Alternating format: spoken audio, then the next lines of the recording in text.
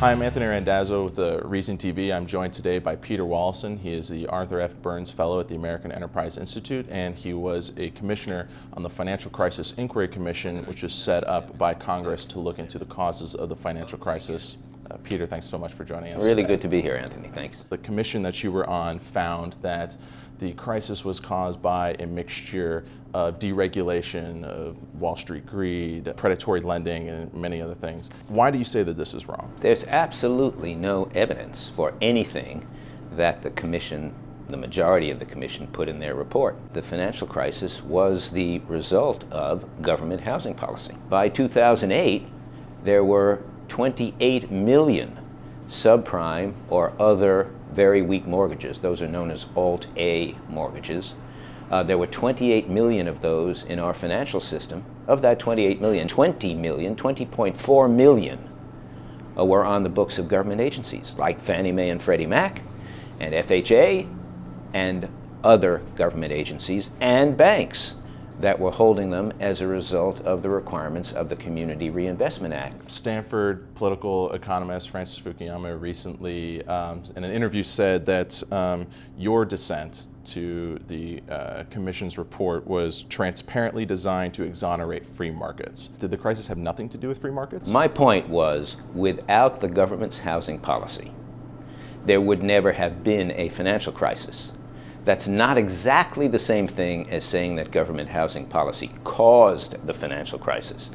It's stating it another way, and that is, if we hadn't had the government's housing policy, that is, or but for the government's housing policy, there wouldn't have been a financial crisis. Many economists that have claimed that it was the structure of Wall Street growing too big for itself and becoming too interconnected, that even if you presume the government was necessary for it to happen, that we still had to come in and bail out Wall Street. Do you dispute this? I will dispute the idea that we had to bail out Wall Street.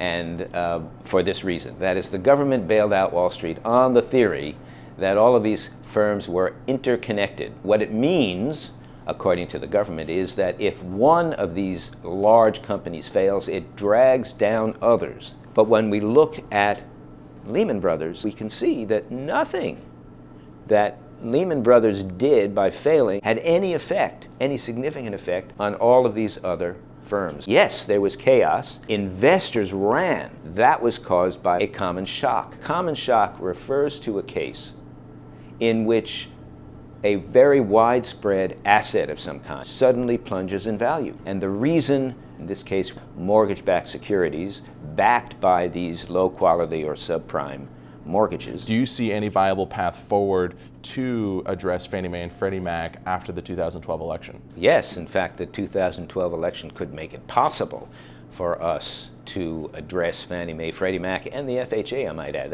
That's one of the factors. The Federal Housing Administration is important here, too. Every Republican presidential candidate has said that the cause of the financial crisis was Fannie Mae and Freddie Mac and U.S. government housing policy. Now, once you establish the right narrative, then the answers fall out by themselves.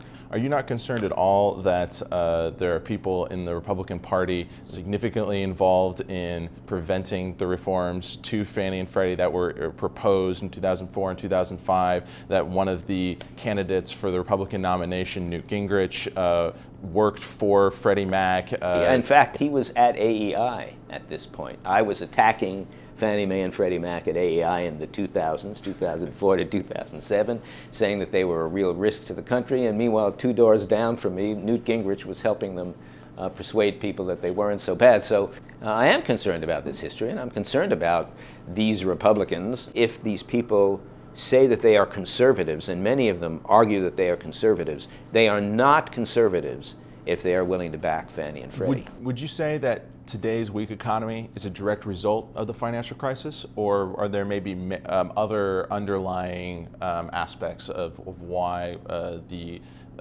U.S. economy has not bounced back strongly from the last recession as it normally does after recession? Yeah, I actually believe that it is the reaction to the financial crisis, principally the Dodd-Frank Act, that has caused today's economy to be as weak as it is. Without that, if we had just let the housing market decline Let everything go down to the level where people are willing to come in and start buying. That is where the bottom is found.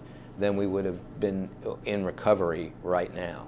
But the government's actions in trying to prevent that from happening, its government's actions in impeding the development of new financing sources for housing have caused the problem we are in today.